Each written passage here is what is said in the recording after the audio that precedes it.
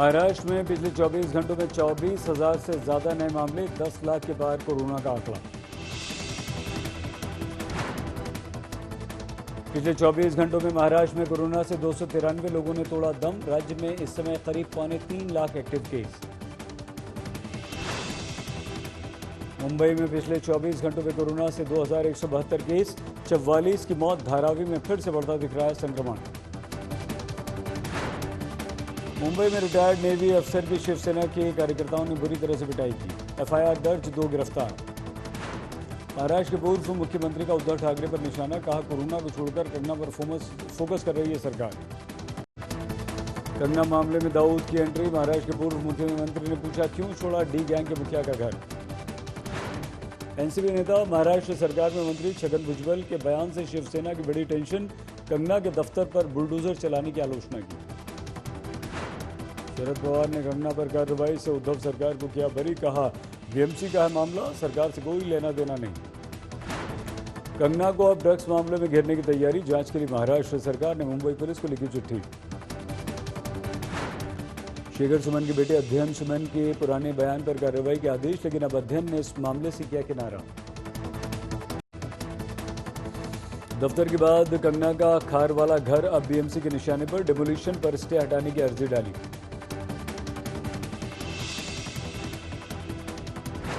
केंद्रीय मंत्री रामदास आठवले ने कंगला के लिए मुआवजे की मांग उठाई, कहा नुकसान की भरपाई करे बीएमसी।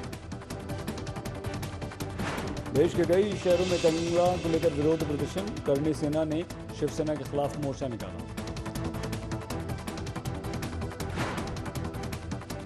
एनसीबी की पूछताछ में रिया का सनसनीखेज खुलासा। सुशांत की पार्टी में ड्रग्स लेते थे बॉलीवुड के कई बड़े नाम। रिया के खुलासे पर बड़े ऑपरेशन की तैयारी में narcotics control bureau. Drugs racket के बड़े खिलाड़ियों पर दबिश का प्लान। ड्रग्स केस में रिया को नहीं मिली राहत, सेशंस कोर्ट से जमानत खारिज। 22 सितंबर तक जेल में रहेगी रिया, अगले हफ्ते हाईकोर्ट में दायर कर सकती है अपील। कल और परसों वीकेंड की वजह से बंद रहेगी अदालत, फिलहाल जेल में कटेगी रातें। रिया के भाई शोविक की भी जमानत अर्जी खारिज। दीपेश सावंत, सैमुअल मिरांडा, जैद वासिफ परिवार को भी नहीं मिली बेल। ड्रग्स केस में रिया और शोविक की और बड़ी मुसीबत। लॉकडाउन में सुशांत के घर से कुरियर के जरिए रिया के घर भेजा गया था आधा किलो बड्स। महाराष्ट्र के पुणे में बारिश ने किया बेहाल, कई इलाकों में झमाझम बरसात। 14 अंकों की मामूली बढ़त के साथ 38,854 पर बंद हुआ सेंसेक्स। 1950 के बाद भारत पर सबसे बड़ी मंदी का संकट। इस साल भारतीय अर्थव्यवस्था में 9% की गिरावट का अनुमान। एसबीआई के साथ मर्जर नहीं करेगा यस बैंक। आरबीआई को लौटाया पूरे 50,000 करोड़। मुकेश अंबानी बने दुनिया के 5वें सबसे अमीर शख्स। वॉरेन बफे और एलन मस्क को पीछे छोड़ा।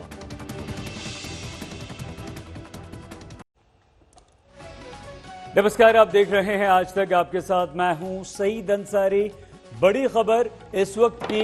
आज मुंबई से एक शर्मनाक तस्वीर सामने आई। मुंबई के गांधीवली में एक रिटायर्ड नेवी अफसर को शिवसेना के कार्यकर्ताओं ने घर में घुसकर पीट दिया। इसे सीधे सीधे आप गुंडागर्दी कहेंगे। पूरी घटना सीसीटीवी में कैद हुई है। इस मामले में ताजा अपडेट यह है कि पुलिस ने 2 शिव सैनिकों को गिरफ्तार किया है, जिसमें एक शिवसेना का शाखा प्रमुख है और दूसरा कार्यकर्ता। शिवसेना के कार्यकर्ता पूर्व नेवी ऑफिसर मदन शर्मा को घसीटते हुए उनके घर से बाहर लाए और बुरी तरह से पीटा। बताया गया कि शिवसेना के कार्यकर्ता इस बात से नाराज थे कि इस पूर्व नेवी ऑफिसर ने कथित तौर पर मुख्यमंत्री उद्धव ठाकरे की ऐसी तस्वीर फॉरवर्ड कर दी थी जिसमें छेड़छाड़ की गई थी और यही बात शिव सैनिकों को पसंद नहीं आई। लेकिन सवाल अब ये उठ रहे हैं कि कैसे आप किसी एक बुजुर्ग को पीट सकते हैं, कानून अपने हाथ में लेते हैं, सरेआम गुंडागर्दी करते हैं। घर में घुसकर बुजुर्ग को पीटा है। बुजुर्ग अकेले, 7 से 8 लोग आए, उन्हें बाहर ले गए, कॉलर खींचकर थप्पड़ लगाते हुए। बुरी तरह से आंख में चोट लगी है बुजुर्ग की और अब इस पर राजनीति भी जमकर हो रही है। पूर्व मुख्यमंत्री महाराष्ट्र के देवेंद्र फडणवीस ने उद्धव सरकार पर सीधे सीधे आरोप लगा दिया है। मुंबई में रिटायर्ड नेवी ऑफिसर के मारपीट के मामले में हालांकि पुलिस ने तेजी दिखाई है और मुंबई पुलिस ने तुरंत 2 शिव सैनिकों को गिरफ्तार भी किया है। इनका कसूर सिर्फ इतना था कि इन्होंने अपने सोसाइटी के व्हाट्सएप ग्रुप में एक फॉरवर्डेड मैसेज भेज दिया था। उस मैसेज में उद्धव ठाकरे महाराष्ट्र के मुख्यमंत्री का एक कार्टून बना हुआ था जो सोनिया गांधी के साथ था। उस कार्टून से इतना नाराज हुए शिव सैनिक कि उन्होंने इन्हें घर में घुसकर वहां पीटा। जब ये मदद के लिए बाहर भागे तो वहां पीटा। क्या कहना है Madan Sharma, retired navy officer का, सुनिए। मुझे मालूम नहीं था कि कौन बुला रहे हैं, लेकिन नंबर से मैं नंबर दे दिया हूं मैं, और वो बुला रहे थे कि हमको बात करने का है, वो कुछ वायरल मैसेज के लिए। कोई कार्टून था वो आपका सोनिया गांधी जी का, पवार जी का और अपना सीएम, महाराष्ट्र सीएम जी का, उद्धव ठाकरे जी का। कोई कार्टूनिस्ट था, वो कार्टून बना करके वो मीडिया पर डाला हुआ है व्हाट्सएप पर। तो व्हाट्सएप पर आने से मैं भी, जब मेरे को मिला तो वो भी मैं फॉरवर्ड किया, तो उस पर हमको धमकी दिया गया कि ऐसा करते हो घर पर आकर के मारेंगे। एक आदमी आवाज करके बोल रहा है कि ये आरएसएस बीजेपी का है करके, ऐसा इसको मारो।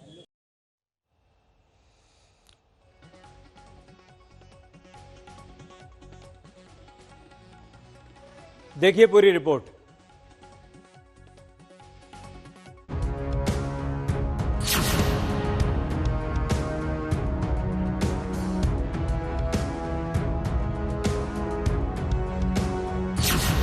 मुंबई के कांदिवली के ठाकुर कॉम्प्लेक्स से देखिए कैसे सफेद टी शर्ट और ग्रे कलर की पैंट पहने एक 65 साल के रिटायर्ड नेवी अधिकारी को कुछ लोग घसीटते हुए ले जा रहे हैं। उससे कुछ देर पहले की इन तस्वीरों में बुजुर्ग मदन शर्मा को इन लोगों ने बहाने से बाहर बुलवाया था, पर इनके इरादे जानकर शर्मा सोसाइटी के अंदर भाग गए। पर देखिए इन गुंडों की हेकड़ी कैसे एक रिटायर्ड नेवी अधिकारी को घसीटते हुए मारते पीटते बाहर ले गए। सोसाइटी के एक भी गार्ड की हिम्मत नहीं हुई आगे आकर बुजुर्ग को बचाने की। मदन शर्मा ने फेसबुक पर मुख्यमंत्री उद्धव ठाकरे को लेकर एक कार्टून पोस्ट किया था, जिसकी कीमत इस तरह उन्हें अपनी आंख फुड़वाकर चुकानी पड़ी। मुझे मालूम नहीं था कि कौन बुला रहे हैं, लेकिन नंबर से मैं नंबर दे दिया हूं मैं, और वो बुला रहे थे कि हमको बात करने का है, वो कुछ वायरल मैसेज के लिए। मैं बोला कि मैं काम कर रहा हूं, मैं बाद में आऊँगा, कोई बात है तो बतला दीजिए। तो फिर 2-4 बार कॉल आया मेरे को, फिर दूसरा दफ़े एक और कॉल आया, तो उस पर हमको धमकी दिया गया कि ऐसा करते हो घर पर आकर के मारेंगे। नहीं, ऐसा एक कार्टूनिस्ट था, कोई कार्टून था, वो आपका सोनिया गांधी जी का, पवार जी का और अपना सीएम, महाराष्ट्र सीएम जी का, उद्धव ठाकरे जी का। कोई कार्टूनिस्ट था, वो कार्टून बना करके वो मीडिया पर डाला हुआ है व्हाट्सएप पर। तो व्हाट्सएप पर आने से मैं भी, जब मेरे को मिला तो वो भी मैं फॉरवर्ड किया, तो उसके वजह से वो लोग, मेरे को लगता है, हमारे। मदन शर्मा के मुताबिक आरोपी खुद को शिवसेना का स्थानीय पदाधिकारी बता रहे थे। पुलिस ने इस मामले में 8-10 लोगों के खिलाफ मारपीट का मामला दर्ज किया है। सरकार से खार खाई बैठी कंगना रनौत तुरंत इस मसले में कूद पड़ी। महाराष्ट्र में सरकार का आतंक और अत्याचार दिन ब दिन बढ़ते ही जा रहे हैं। आज उन्होंने एक एक्स सर्विसमैन को दिन दहाड़े सबके सामने, बहुत सारे लोगों ने एक अकेले इंसान को, वेटरन को अटैक किया और उन्हें बहुत बुरी तरह से मारा। उनकी गलती यही थी कि उन्होंने सरकार की निंदा की। हम शिवसेना के कार्यकर्ते सोशल मीडिया पे कोई पोस्ट डालते तो उनके घर पर जाकर उनको पीटेंगे। वहां पर आईडीबीआई के मैनेजर की मारपीट की गई, या मुंबई में कांदिवली में रिटायर्ड नेवी ऑफिसर के घर पर उसको मारना जाकर, मैंने मुंबई पुलिस को वार्निंग दिया है। अभी तो शिवसैनिक मुख्यमंत्री की आलोचना की, इसके लिए निवृत्त जवानों के ऊपर भी हमला करने लगे हैं। इस निचले स्तर तक शिवसेना के लोग उतरे हैं। मैं राज्य के मुख्यमंत्री को इतना ही कहना चाहता हूं कि इस प्रकार के गुंडागर्दी से मुंबई की और महाराष्ट्र की जनता ये अपना आवाज बंद करेगी, ऐसी स्थिति नहीं है। कंगना मामले को लेकर पहले से घिरी ठाकरे सरकार को अब एक पूर्व नौसेना अधिकारी की पिटाई पर जवाब देना भारी पड़ सकता है।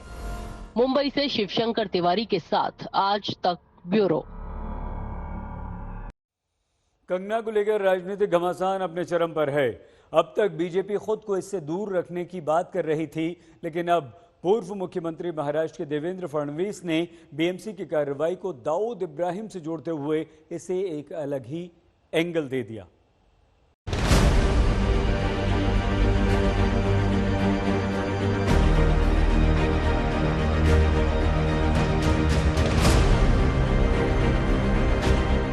ये वक्त का पहिया है, याद रखना, हमेशा एक जैसा नहीं रहता। अब तक कंगना की पहचान यूं तो बॉलीवुड फिल्मों में दमदार एक्टिंग के लिए थी, लेकिन सुशांत केस के बाद से ही कंगना का फिल्मी अवतार अब रील से रियल लाइफ में तब्दील हो चुका है।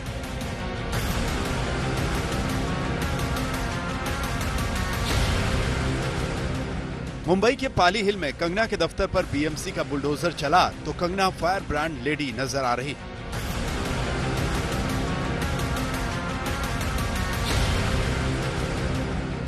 मामला अब सुशांत केस से आगे बढ़कर सियासी घमासान का अखाड़ा बन चुका है, जिसमें महाराष्ट्र के पूर्व मुख्यमंत्री देवेंद्र फडणवीस भी कूद पड़े हैं। यूं तो कंगना मुद्दे से बीजेपी ने खुद को अलग रखने का ऐलान किया था, लेकिन जब राजनीतिक दुश्मनों पर हमले का मौका मिले तो घोषणाएं टूटते देर नहीं लगती। कंगना का मुद्दा तो बीजेपी ने नहीं उठाया, क्या जरूरत थी? आप क्यों ऐसा बयान देते हो कि उन्होंने मुंबई नहीं आना चाहिए? आप क्यों बयान देते हो उन्होंने ऐसा करना चाहिए? पूरी आपकी सिस्टम क्यों लग जाती है? मुद्दा बड़ा क्यों हुआ? आपने उसको बड़ा किया, आपने उसके घर जाकर तोड़ा।